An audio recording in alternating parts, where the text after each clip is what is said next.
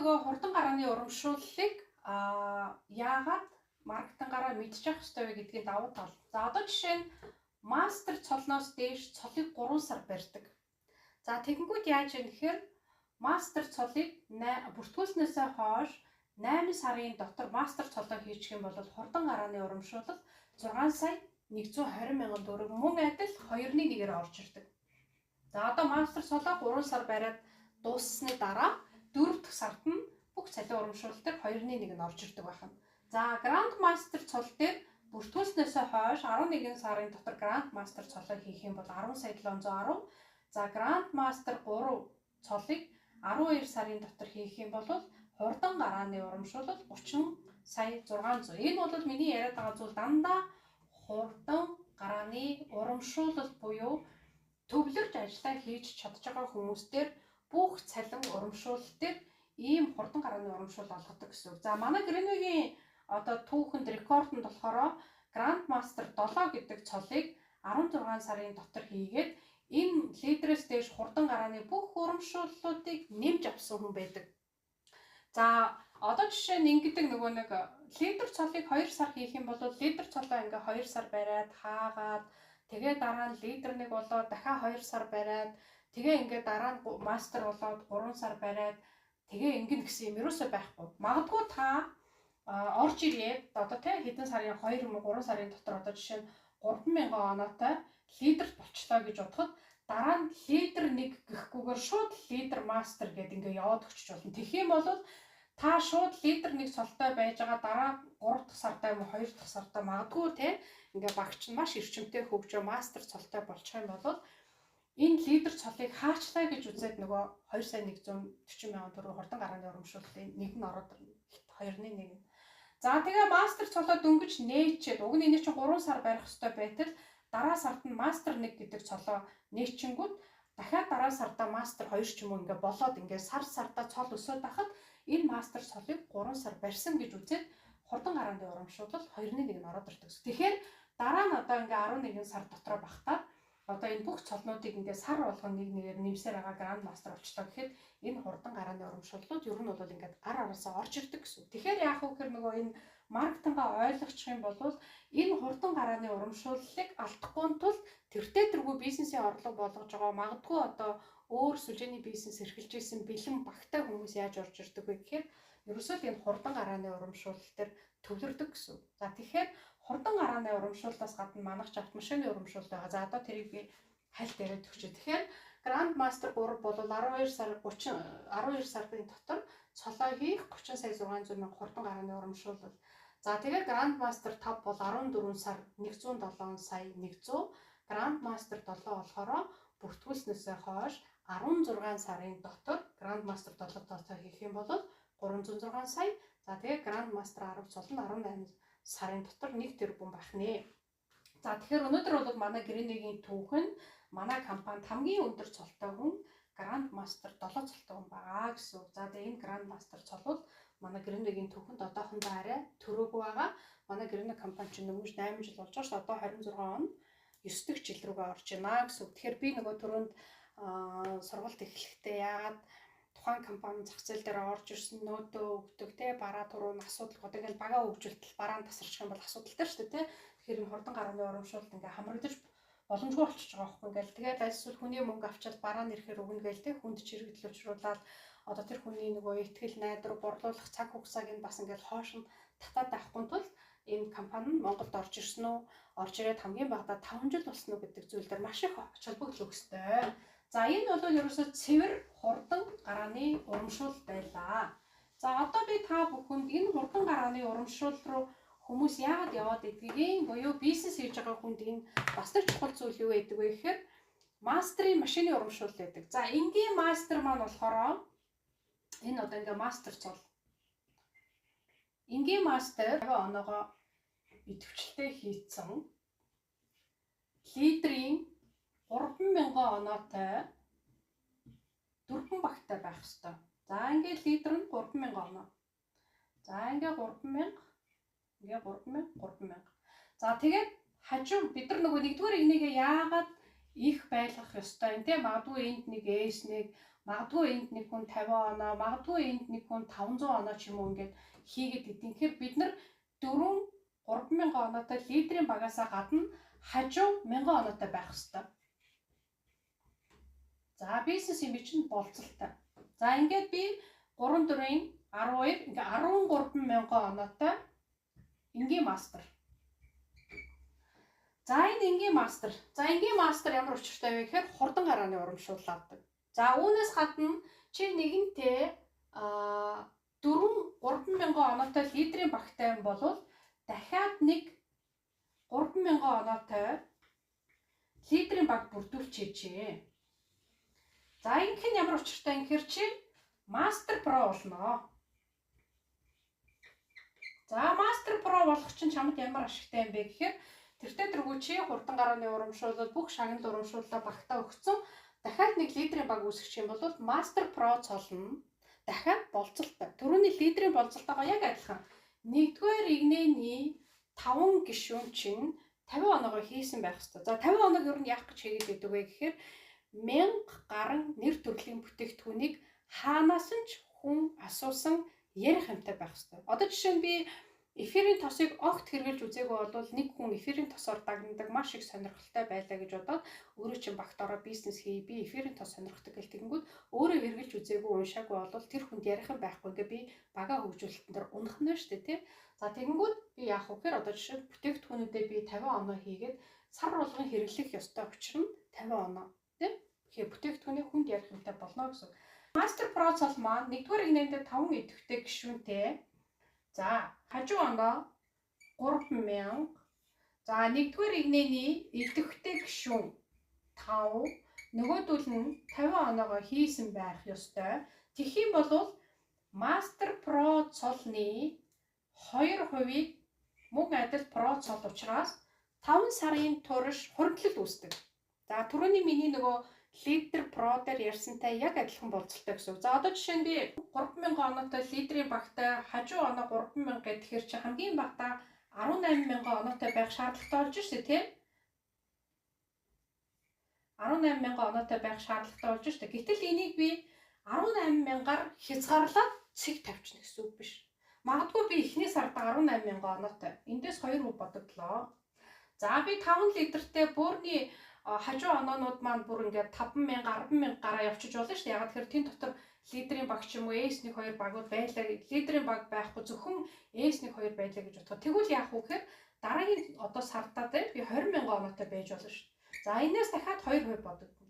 За би 5 сар энэ мастер про цолыг барих ёстой гэдээ үзчихэнгүүт 18000 оноогоо би дараа сарда бүр 25000 ч байж болно шүү дээ. Тэгэнгүүт эндээс ингээ 2% бодогдно гэсэн. Тэгэхээр ерөнхийдөө про цол нь яадаг вэ гэхээр ерөөсөө бүх цолон дээр про цол байдаг. За дээрэс нь нэгдүгээр хэдэндээ 5 үнэтэй байх, нөгөөдөл нь хамгийн багадаа 50 оноогоо хийсэн байх, дээрэс нь хажуу оноо багийн оноо тусгаж өгсөн байх. За тэгээд дээрэс нь про цолондоо нэгэнтээ бариад эхэлсэн бол 5 сар про цолноосоо унахгүй байх юм бол ингээд оноо 2% мөнгө хөрөнгөлөгцөөраагаа тэгээд 5 сарын дараа бас их хөрхөн мөнгө бөөндөө орж ирдэг гэсэн. Ер нь бол ингээ мастераас дээш бүх цол ингээд аюулгүй айтайхан болдог гэсэн үг. Яа, айтайхан нь юундэ байдаг вэ гэхээр одоо жишээ нь ер нь манай компани бол ингээд мастераас дээш цолны аялал бол үнэгүй байдаг. За тэгээ аялал үнэгүйч гэлээ мэдээж хэрэг болцолтой одоо жишээ нь житгий цуглуулах green travel гэдэг тэр үргэлжлүүлээд автомашины урамшуул яриа. За миний түрүүний бичснээр мастер про цолтой хүн автомашины урамшуулалт хамрагдана. За мастер про гэж ямар хүнийг хэлэх вэ гэхээр лидерийн 5 багтай, лидер тус бүрэн 3000 оноотой. За хажуу оноо нийлээд 3000 оноотой энэ хүнийг мастер про цолтон гэнэ. За энэ мастер про цолыгоо 3 сар барьж иж мастер про цолоо баттглаа гэж үздэг. За тэгэнгүүт энэ хүн автомашины урамшуулалт хамрагдах боломж бүрддэг.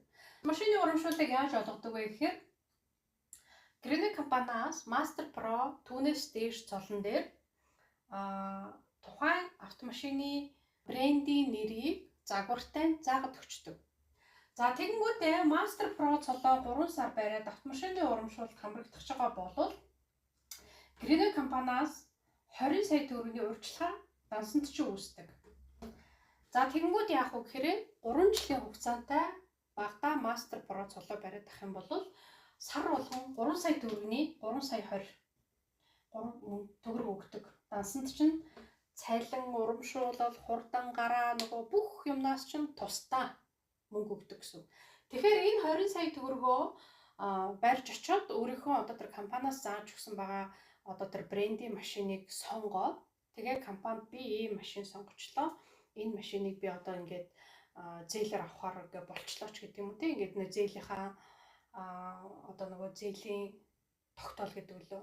Тэрийгэ компани руу явуулаад тэгээ компани за чи ингээд зээл чинь бүтцсэн байд машин авах гэж байгаа юм байна. Урьдчилгаандаа хэрэглээрээгээд 20 сая төгрөг өөрөө чинь ID дээр дансанд нь орж ирдэг байх нэ. За тэгээ тэрийг аваад автомашин авах гэж байгаа газараа урьдчилгаандаа төлөөд за тэгээ түүнээс хойш сар болгон 3 жилийн хугацаанд энэ Master Pro цол дээрээ бариад явах юм бол 3 сая 20 мянган төгрөгийн машины мөнгө орж ирдэг гэсэн. За Master Pro цолноос унчих юм бол за одоо жишээ нь магадгүй те 1 литр маань амраад гадагшаа явчихгуудаа би 4 литртэй энгийн мастер өчлөө гэж үзье те. Тэнгүүд энэ 3 сая төгрөгийн 50% нь орж ирдэг. Одоо те дараа сар чамд дахиад одоо нэг S1 S2 гэж цолтой хүнээ лидер болгох боломж байна ч гэдэг юм уу те.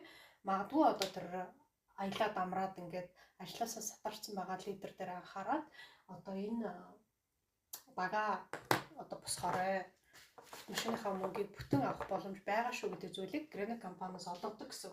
Автомашины урамшуулалт болохоор Master Pro за Master 2 Pro гэдэг ийм цолон дээр болцол нь яг адилхан 3 жил гэдэг.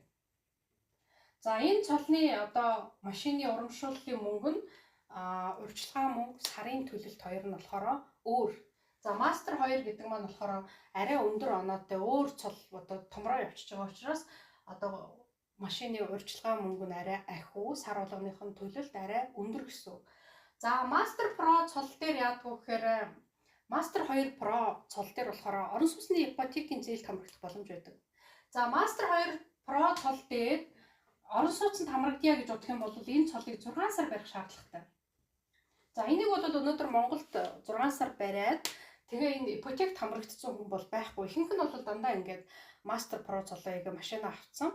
За Master 2 цолыг 6 сар барих юм бол автомашины зээлийн урамшуулалтаа яг адилхан урьдчилгаа мөнгийн таны дансанд байршуулад одоо сайтн дээр яваад орongууд Master 2 цолтой хүн ямар байрны хэдэн сая төгрөгийн зээлэнд хамрагдах боломжтой вэ гэдэг ийм цолыг 6 сар барьсан хүн орон сууцны ипотекийн зээлд 7 жилийн хугацаанд сар болгоныхоо төлөлтийг Master 2 цолоо бариад яг автомашины урамшуулалттай адилхан компаниас цалин урамшуул бүх юм дээрээ ипотекийн зээлийнхаа төлөлтийг аваад иж болох нь гэсэн. За тэгэхээр машины болцлын хоёр ус яг адилхан. За түүнээс гадна дээшгээ Grand Master цолтой болоод ирэнгүүтээ автомашины урамшуулал Grand Master Pro цолтой болоод ирэнгүүтээ автомашиныг бол шууд компани нэр дээр нь олгочдөг. За тэр нэр яаж олгодог вэ гэхээр компани нэр зааж өгсөн брендинг автомашиныг өөрөө сонгоод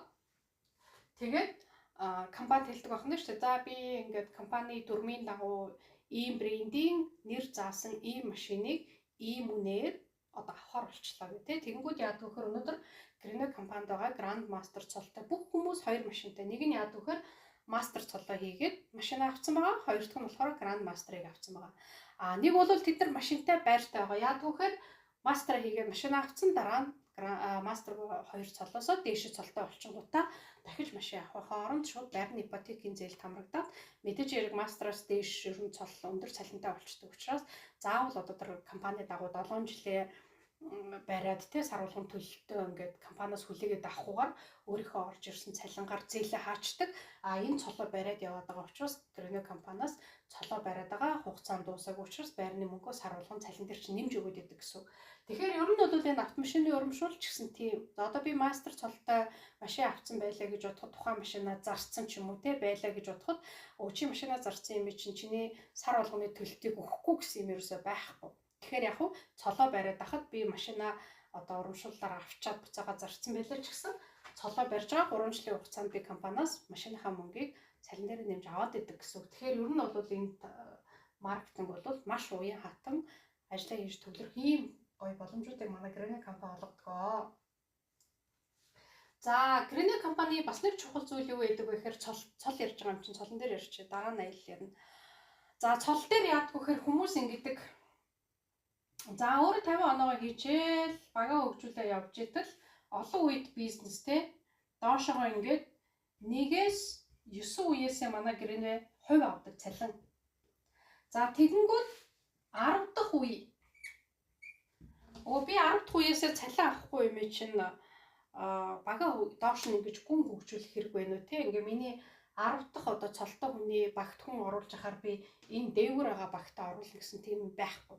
10 дахь үеийн нэг одоо те багийг ч хөгжүүлэх хүн орж ирээд энд Grand Master гэдэг ийм том баг 10 дугаар үед чи үүсгэхэд та Grand Master 1 гэдэг цолтой болно.